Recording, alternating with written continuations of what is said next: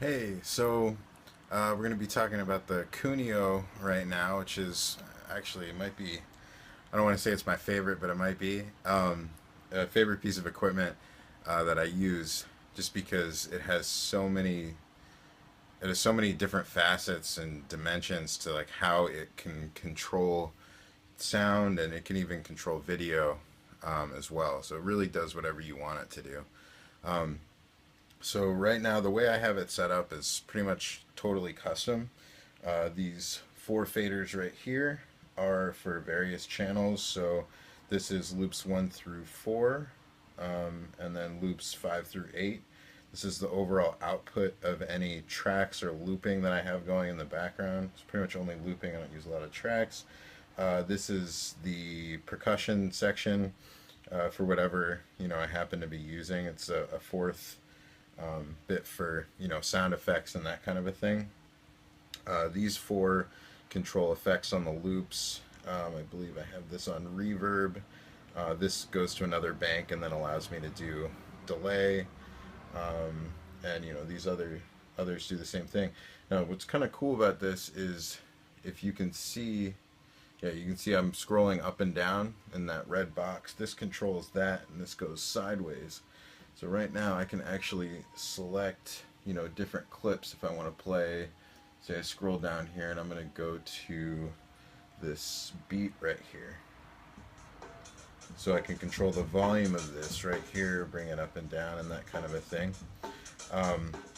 Separately I have filters in here. So this is a auto filter.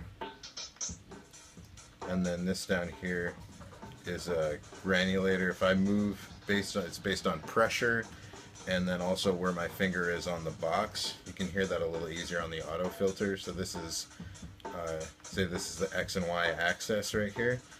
If I have my hand here, it doesn't change that much, but this gets lower in pitch, and then I can bring it back up around like that. Right? So then these right here, I have these four. These are beat repeaters, 16th notes,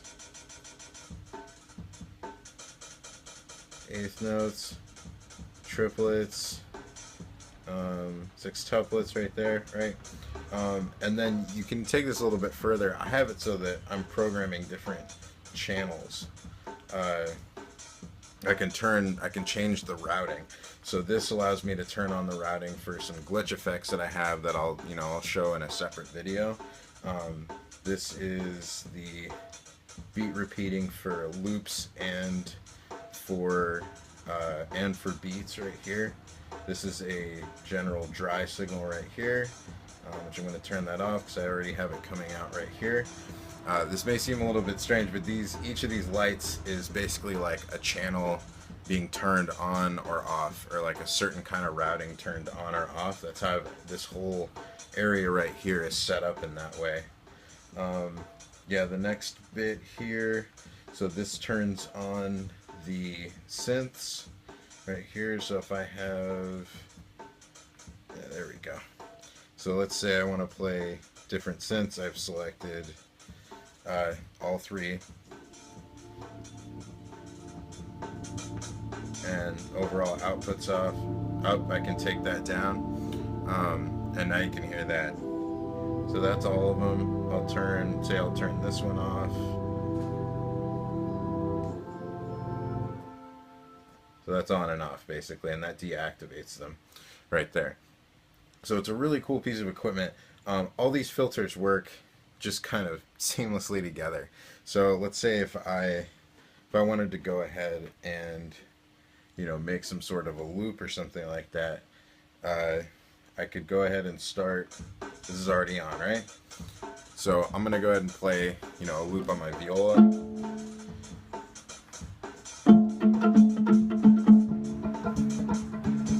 So now I can control the volume of that, because that went into the first loop 1, which is in 1 through 4 is controlled here, and then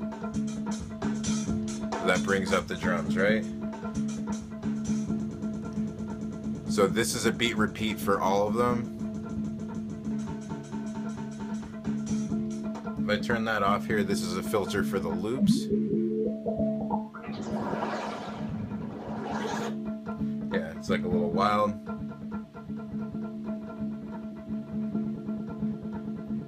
Yeah, so it's kind of a fun thing. You can go ahead and change a lot of those things. And it stays synced inside of Mobius, which is the VST I use for looping. Yeah, thanks to Todd Reynolds for that suggestion. Yeah, so it's pretty cool that way. If you want to hear what the reverb sounds like, I have a little extra effect when I get to the end here. So it kind of like gives it like this space morphy thing going on. Here's the delay.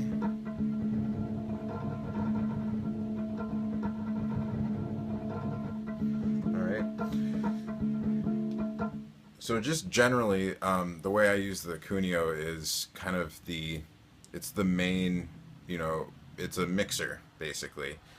Mixer, controller, MIDI controller, just general MIDI controller, but it kind of supersedes the other ones in a lot of ways. It's kind of in everything. Another bit that it does, just a little side thing before we end here, is it's also a drum pad. Right? It's a little quiet. I got the volume a little low there. But yeah, so you can do whatever you want with it. I use it as, you know, like I said, a mixer, a little drum machine thing too, and you know, to mess with effects, because the XY sensitivity that you get from this, I mean, you can take that pretty far. I'm definitely working on a few other templates that incorporate a little bit more of that into you know, into the controls that I have, which are already pretty extensive. But yeah, so I hope you got something out of this. And yeah, if you want to see what the other devices are like, how they work together, check out the other videos. I'm gonna do one where I actually have the whole setup going, as like a, you know, you'll see it as like a performance, probably at a venue that I'm playing. So yeah, thanks for checking it out.